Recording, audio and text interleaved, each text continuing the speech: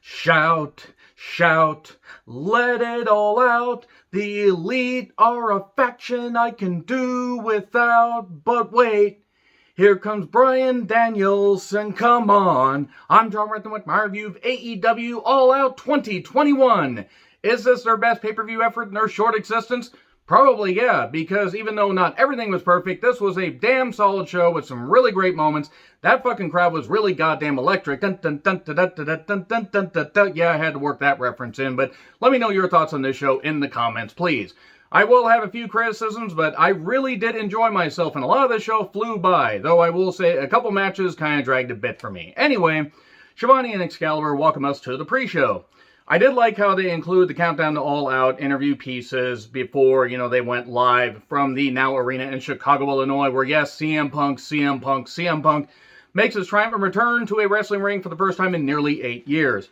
So, the Hardy Family Orifice, yes, I'm going to call them that because basically I feel like inserting, various things into various orifices or just basically crawling inside any orifice to get the fuck away from this goddamn terrible stable. No, I don't know what I'm on about, but I hate this goddamn thing.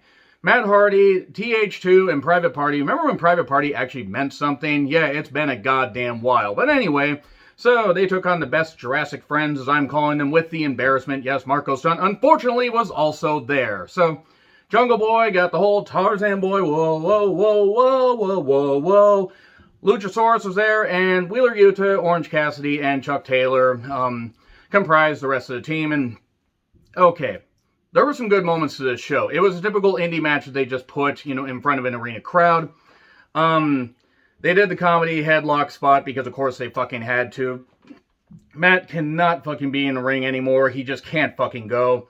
Orange Cassidy did his typical comedy stuff. Though I will say, yes, it's impressive, the stuff he can do with the pockets. But guess what? If that's all he can fucking do, it gets old. I mean, yes, he can hit Beach Break. Da, da, da, da, da, da, da, da. I'm just going to work song references in to this review, and only this review. Not like I've worked song references into any reviews in the past or will in the future, only with this one. If you believe that, you are a new subscriber to the channel, and if so, thank you. So anyway, I don't know why Isaiah Cassidy screams. I don't know why we need two Cassidys, two Cages, two Pages, and I really don't know why we need so many people with the same last name. Especially Brian Cage from Chico Santana, California. Jesse Ventura, I can never hear it the same way again. I don't know what is happening. I don't know why Stunt got involved. He should be on the opposite side of the barricade, sitting among the fans, because he doesn't belong in any fucking wrestling ring or in any reputable wrestling company. So, snare trap on Evans for the win. Okay, at least the right team went over. So, aftermath, the Butcher returns after I don't know what kind of injury he had, but you know what? Good on him for returning. And I'm glad to see he recovered. And then the Dark Order joins. And then the Blondes join, the Varsity Blondes. Everybody that basically wasn't on the goddamn show, they're like, everybody get out there. Everybody get in here. And then, Harvey Birdman. No, he wouldn't do it. Man, I love Harvey Birdman. I need to watch that again. But they did that, and the Hardy Family Orifice, basically Matt tried to pull some scissors out. He tried to scissor Orange Cassidy. Gross. They were going to try to cut Orange Cassidy's hair. And soon, we are going to get a hair versus hair match between Orange Cassidy and Matt Hardy. And then his hairline will match his receding wrestling ability. I'm referring to Matt Hardy. Matt's mobility is non-existent, basically. I couldn't think of another M right there. So, yay, why the fuck not? So, we got to give the people what they want. And Dan Lambert is up in the Scorpio Skybox. I work hard on these puns. Please laugh. Please laugh. It's the only way I can justify my white existence at age 40. And with Men of the Year, Scorpio Sky and Ethan, don't call Lego My Ego Page, and Junior Dos Santos and Jorge Masvidal, I think that's how that's pronounced. I followed enough MMA to remember some people. I know Dos Santos, and I always screw up foreign names. So anyway, Dan Lambert shouting a lot. At least Dan Lambert's a passionate wrestling fan. You can tell he's enjoying this. And he shares the sentiment that some fans do, where, yes, there are certain things that need to change in AEW, but at least they're leaning into it. I'll give them that much credit. So, he didn't even need a mic because he was shouting so goddamn loud. And then JR comes out to a pop. I'm going to say right now that JR still can call matches, at a really high level and can do some really good stuff when he's given something to work with. That being said, use him as an attraction. Don't have him out there for the whole goddamn show. Bring him out for matches like, say, Cody and Dustin. Yes, I know that seems forever ago, even though it was just over 2 years ago. Bring him out for that. Bring him out for like a Sting match or something like that. Bring him at Darby and Punk. Stuff like that. Sometimes maybe for the women's matches, but honestly, he should only call maybe 3-4 matches a pay-per-view, because it's not even like an age thing or an illness thing or whatever, because I know he has, Bell's palsy and has various conditions, and he's old. So I get that he doesn't have the stamina or the win that he used to, but honestly, JR kind of grates on my nerves when he's calling the whole show. And also, he botched a few times during this, as you would expect. So, Eddie's Redeem These Nuts shirt. I have a mighty need for that shirt, because I'm a mature individual. And if you believe that, you haven't been paying attention at all. So, it's Miro versus Eddie Kingston. It is the Mad King versus the Reamer. I think that's what Miro's nickname is. I'm just going to keep saying that because it's funny. And again, I'm a mature individual. TNT Championship match. Huge pop for Eddie. Redeem These Nuts chant. The crowd at times was pretty goddamn good with their chants, because Chicago, let me tell you right now, this is going back to the 50s and 60s, the passion that they shared. Dick the Bruiser, well, he worked mostly in Indiana, but, AWA had a foothold in Chicago. WWE's had plenty of hot shows in Chicago. AEW's had hot shows in Chicago, not just recently, but in the, last couple of years. Well, especially in 2019. But honestly, AEW is doing a lot of things right and getting these kind of fans to come out, spend their money, and get a really electrifying reaction. It's some momentum that other companies would dream about fucking having. So, and this is coming from somebody who's had a lot of critiques of AEW. Anyway, Eddie targets the neck because he kept saying you're susceptible to that DDT. And then that power slam to the floor was goddamn beautiful. Great job by Miro. Why wasn't Miro brought in like this is what I wrote down. I'm going to keep saying that because the whole thing of him being the video game character, even though playing video games, nothing wrong with that. Have fun. Have your Twitch and everything, especially if you're Gene Anderson. I'm going to hell for that one. But honestly, just, have fun and everything outside of wrestling, but present people how they should be presented. Miro should have been presented like a goddamn beast. He went out of WWE like a goof. Now they're doing good to wipe the stink off as best they can. And this is the best he's looked in quite a while. Huge dropkick by Miro. Great hops on that. Great chops. The Saito by Eddie. In fact, Eddie hit a couple other Saitos after the 1-2, 1-2, boo yay, and then got a 2 count. What I like is that Miro got really good hops on that dropkick, proving that, hey, just because he's a big Bulgarian brute, and he truly is, the guy's got some really good skills. Game over to the ropes. And then we get the turnbuckle pad being, put back on and everything. And the referee was out of position and couldn't quite get the 3 count after the DDT. You fucked up chance. And then a low blow and then a high kick, 1, 2, 3. Miro retains. The crowd kind of booed that, but you know what? It fit for Miro. Cheating to win. This can continue the feud. Maybe you can, I don't know, have a title switch. Somebody suggested this. I believe producer Rob, a great, fellow wrestling fan that I've talked to at numerous wrestling shows. If you happen to be watching this, Rob, thank you. He was at maybe they'll switch the title at the Arthur Ashe Stadium show. Anyway, so yeah, high kick, and then Miro tweeted out a few minutes later, your nuts have been redeemed. That was funny. Kojima gets a pretty good pop, and man, Bread Dad was all fired up during this. If you don't get that, believe me, I'm not exactly sure on the bread origins either. The crust of the matter, I'm not really sure on that. But anyway, wild thing, you make her tart sing. That might as well be the new lyrics. Kojima versus Moxley. All right, cool. We get to see a legend of All Japan and New Japan. Maybe flip that, even though he did great in both. And Kojima, who can still move pretty goddamn well, is in really good shape because New Japan doesn't have a drug testing policy. And Moxley was, doing some good strikes and this is some good stuff. Mox, I guess, was more heelish. I'm not really sure. Kojima, you could tell, was having a goddamn blast. He did the Kojima chops and then did whatever I think is let's go, you bastards, or I'm going to go for it, you bastards. I don't remember the exact translation. Dead elbow off the top. DDT on the apron, the hardest part of the ring.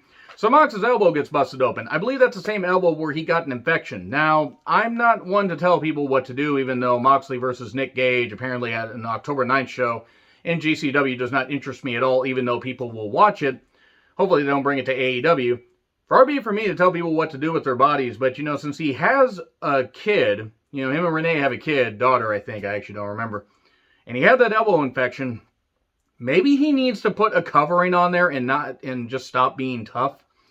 Take care of your body and everything, because I'd like Mox to be able to wrestle a number of years, but I'd also like him to be able to have full use of his limbs. And if you get another infection like that, you may not be so lucky. So anyway, Koji cutter, but no covered. Bulldog choke to the ropes, and then 2 paradigm shifts for 3. And then Mox is all celebrating. He beat Bread Dad. He toasted the Bread Dad. And then suddenly the music stops. And then we see on the graphic from behind the King. And I go, oh no. Everybody run. Everybody in the front rows run. Everybody in the arena run. Suzuki's here. He's going to throw Young Lions from Japan over here. It's going to make a big splash. It's going to be really bad. Minoru Suzuki, one of the toughest guys in wrestling today and has been tough for a number of years at 53 goddamn years old. We're going back to, what was it, New Beginning in Osaka? No. New Beginning in Sapporo? It was a February 2020 event. Was it Osaka? I'm trying to remember. I think it was New Beginning in Osaka. It was back in February 2020, just before the whole pandemic hit and everything, and by God, it seems like forever ago, but he took on Suzuki there. Please, give me that match again. Just hook it into my veins. Oh, we're getting on AEW Dynamite this week in Cincinnati.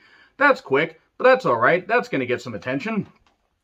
They do the Kazanina Ray thing. That was really cool. Blood is pouring from Mox's elbow. Sweet Christ, Mox. I hope he's going to be alright.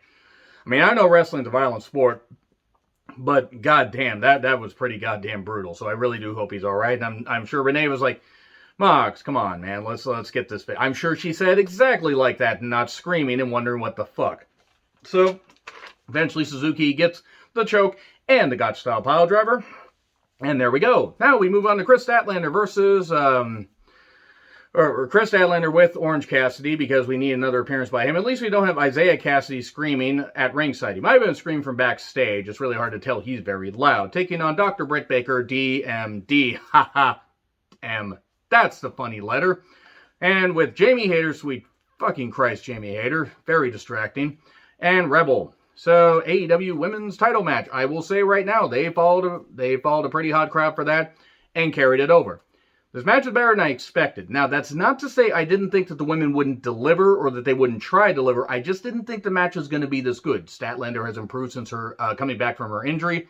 Britt has embraced his heel turn, done some really, really good shit. Quick start. Britt had to, chop the bigger Statlander down, because that's what you do with an alien. You chop them down. You chop them down with the edge of your hand, as Jimi Hendrix said.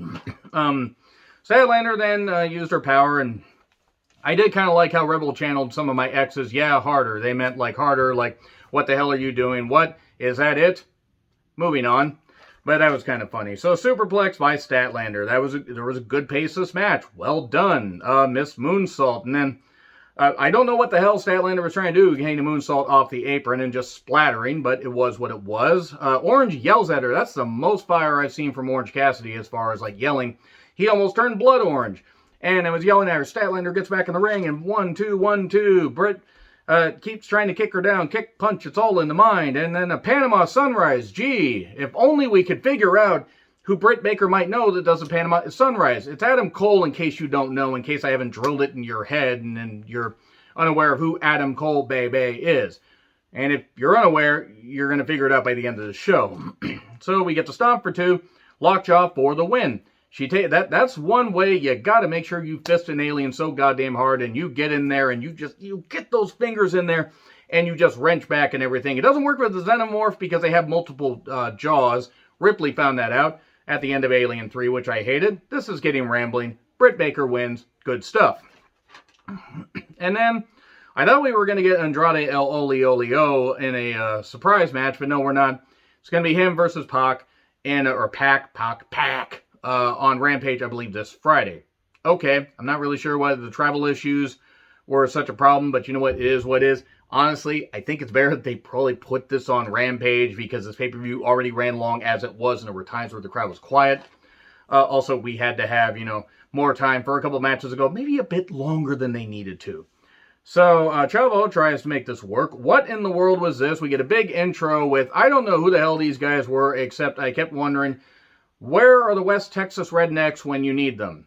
I hate rap. Rap is crap. Oh, I hate rap. Now, granted, these guys have some energy. I actually like old school rap more than I like new school rap, but these guys got the crowd on their feet. Lucha Bros got a very lavish entrance with some great attire and everything. Kind of reminded me of Rey Mysterio from WrestleMania 22. And hopefully their title reign is going to be more well received than Rey Mysterio's world title reign, because that wasn't very good. So anyway, And unfortunately, Don Callis is on commentary, and we get the Insufferbucks versus the Lucha Bros. Alex Abrahantes out there. It's a steel cage match for the AEW World Tag Team Championships. Now, I have made it very abundantly clear, as opposed to only slightly abundantly clear, that I've never been a big fan of the Young Bucks, though I have put over their efforts in the past. Strong Style Evolve 2018 against Golden Lovers, and AEW Revolution against Page and Omega were pretty damn good matches. I had some time to reflect on this match, actually, and I will say that despite one particular thing, I enjoyed this match more than I thought. That doesn't mean that I think that this is one of the best tag matches of the year, or of all time, like I saw somebody talking about. Now, if you think that's the case, that's totally fine. If you guys disagree with anything I say, one, you can sound off in the comments, but two, you can feel however the hell you want. Anyway, that's the great thing about wrestling. We don't have to be like Stepford Wives and everything. The series or the movie. Both were equally shit, even though Nicole Kidman was in the movie, and moving on. So, yeah, the Don Scarlet Fever Callis, with his invisible hands likely right near the AEW Women's Division. Don Callis should get a one-way ticket to a private island, and then maybe we should just accidentally see if we can just, maybe make a little something happen. Don Callis is a piece of shit, and Carmen's going to get to him, and he was also in a Pepto-Bismol suit, which kind of makes sense because I felt really ill and felt like I needed to take a massive shit or a massive callus when I saw him. So anyway, the Lucha Bros, they start, hot and heavy and everything, which is kind of gross considering they're brothers. But the only way to win is by pinfall or submissive. Wait, that would have been the Statlander Britt match. This is getting weird. So, I fought the wall and we paid for it. That's how the song goes. Flippy shit, and look, more flippy shit. The crowd loved it. I will say that much. The crowd really loved this goddamn match. This is one of the better matches that the Bucks have had in the last year or so. And it didn't go nearly as long as I thought. It felt like it went longer than it did. It actually turns out it only went like about 22, 23 minutes, which is certainly better than I thought. Of course, at one point, comparing everybody to like various tag teams, Von Erich's, pale in comparison to the Bucks. Well, in 2021, yeah, that's a bit of a dig right there. By the way, Kerry Von Erich has technically not been eliminated from the 91 and 92 Royal Rumbles because both feet must touch the floor. Just cementing my one-way ticket to hell right there. Penta was bleeding a lot. Holy fucking shit, he bled. He didn't bleed as bad as Eddie Guerrero at Judgment Day 2004, but my goodness.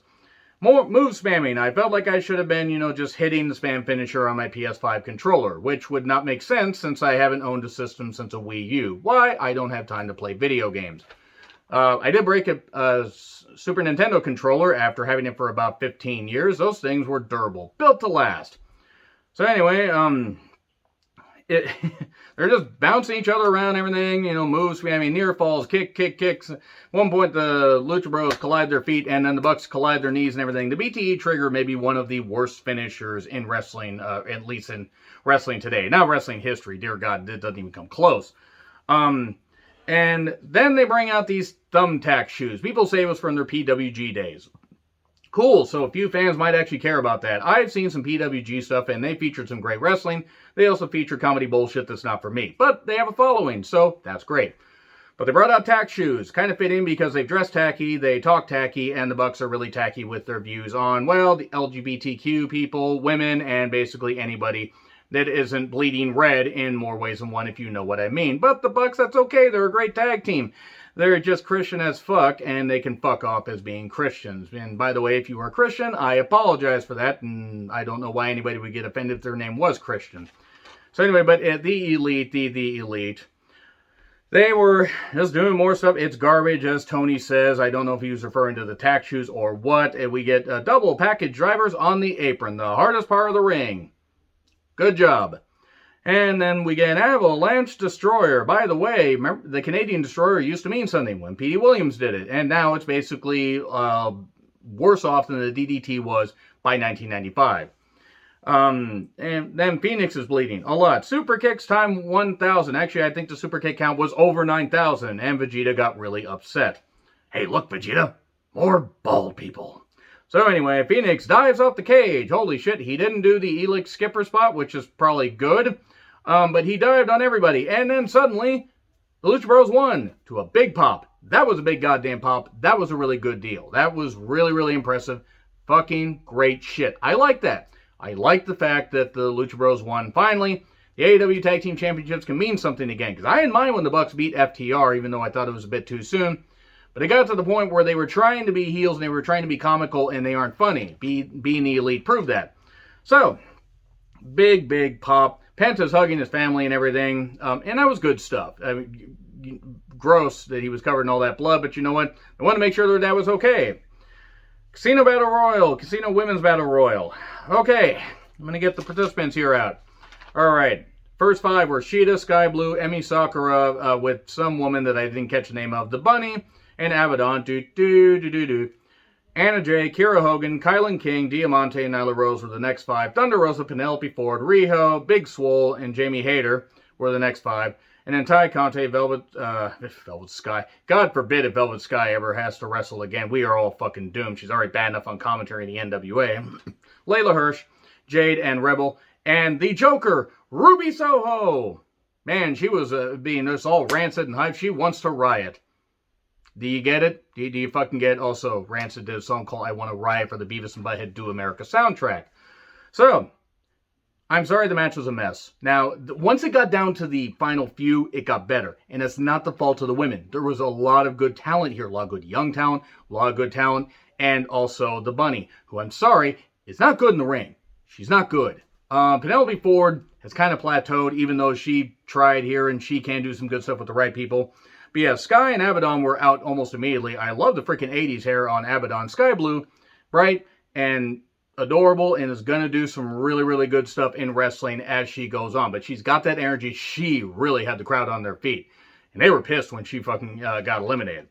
So anyway, Emmy got knocked out. Oh, God, geez, that's so terrible. So Kara and Kylan were out quickly. I don't understand why.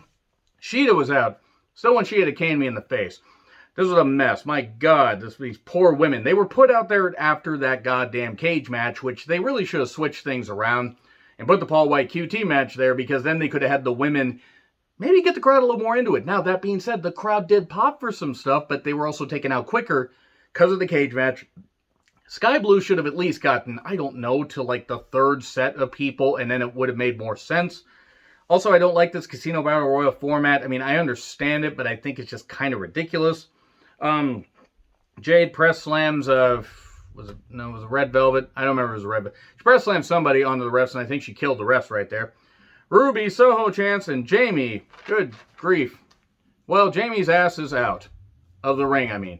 So anyway, then we get to, because I have more notes here, a lot more notes. Let's pick this up. Red Velvet's gone.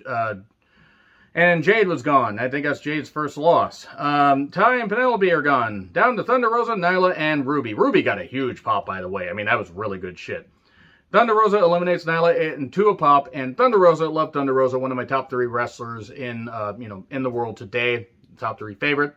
And she's probably not even number 3. She's probably number 2. She might even be, I don't know, by the end of the year, she might be number 1, because it's kind of tossing up between 3.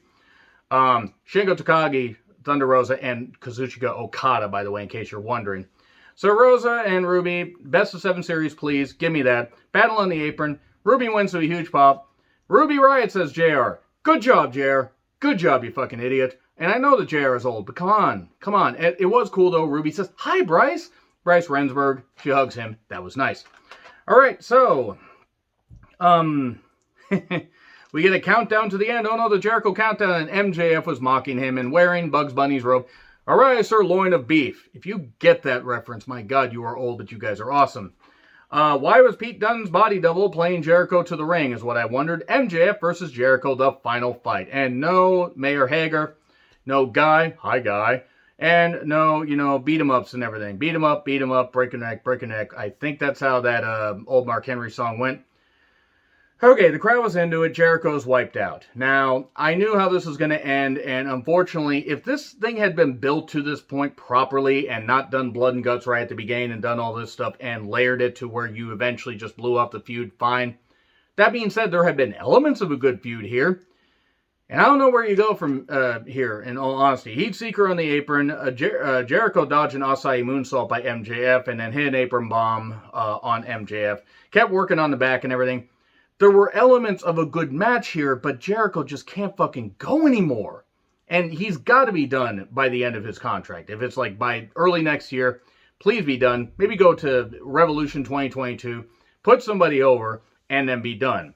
MJF sold the hell out of his back. We got a code breaker. We got Run-In City by Wardlow and Hager. Because this match needed to be more bland than the insurrection attempt supporter that is Chris Jericho. Hey, where were his wife and mother-in-law on January 6th? Oh, he won't address that. I don't care if people want to get pissed. I'm going to keep saying it.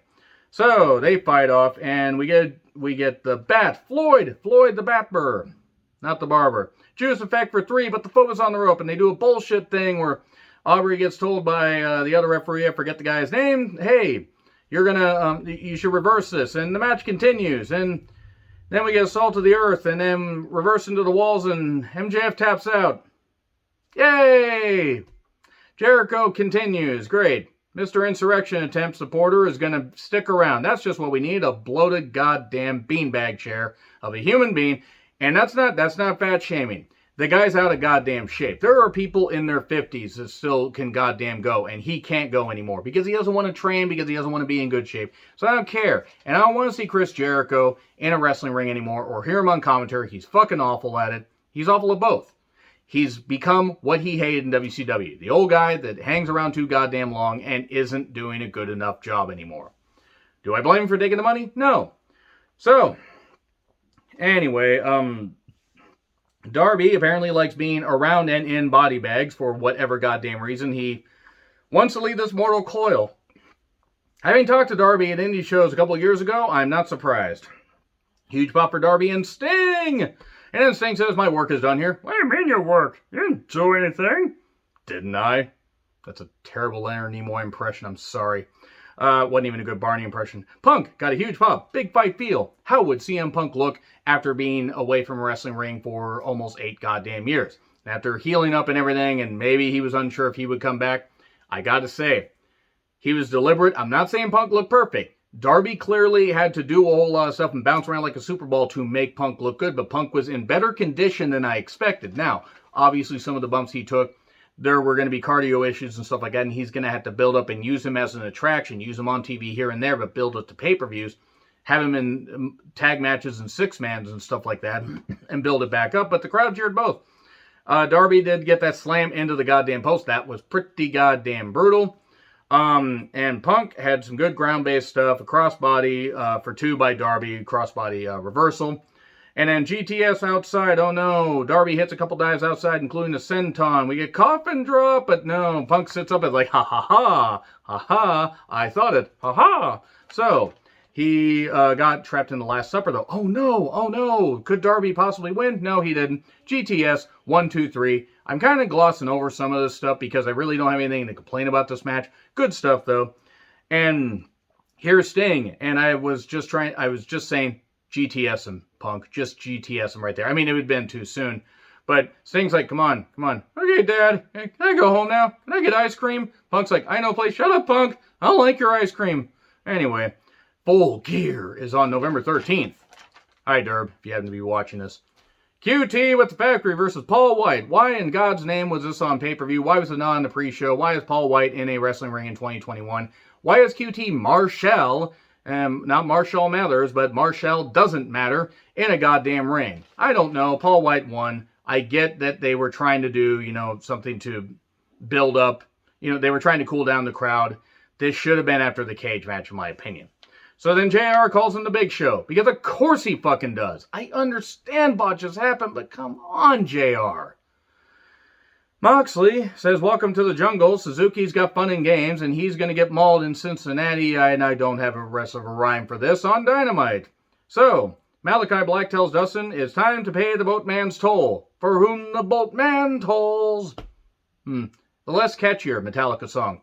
So, boy, I long for the day when Kenny Omega is out of a wrestling ring. Fun fact, I actually used to have hair like that. Same color and everything. No, I don't have pictures, and if I did, you couldn't see them anyway, because they're hidden somewhere. But no, had hair like that, and that's why I don't have hair like that anymore, because I fried my goddamn scalp, bleaching and dyeing it with Barrier. Barrier is a good product, though. Anyway, Christian Cage versus Kenny Omega AEW World Championship. Suddenly announces no DQ. Why? Who the fuck knows? I will say by this point, I was wanting the pay-per-view to go home because we saw this match to open up the first Rampage. See, I'm not going to stop doing that because Rampage is just so fun to do. I can't do it like Archer because I'm not on enough drugs like he was in Season 3. I think it was Season 3. So anyway, the crowd at times was quiet. They were kind of quiet. Tables got broken out and everything. Omega did recover from a botch, a botch moonsault off the guardrail, which isn't easy to do. I mean, Omega ain't the best wrestler in the world, but it is what it is. I can't necessarily fault him because others have botched, and since, I overlooked some stuff that Punk did, it is what it is. But anyway, this match just didn't click for me. Probably because we just saw it recently, but also Christian Cage in a main event of a pay-per-view in 2021. I'm happy for him. I just don't think that this meant as much as they thought. The Good Brothers, home of the Good Brothers, maybe we take your order. With Carl, there's a time and a place Anderson, who pretty much just loves to put his goddamn foot in his mouth, doesn't he? Anyway, Carl Anderson's a goddamn idiot. The whole elite, the whole lot's goddamn, full of goddamn idiots. Callis also. And then we get an Avalanche Sephiroth finisher. 1, 2, 3. It's not that Cage looked bad. He did hit a dive outside earlier and hit some stuff, but there was no way he was going to win. And then the Bucks show up, and then we get a beatdown. Jurassic Express show up, and then they get fought off in the beatdown. It's back to the NWO beatdowns to close WCW pay-per-views, except those actually drew bigger buy rates and also drew bigger ratings. Yes, viewing habits have changed, but what's old is new again. That doesn't mean it's necessarily good.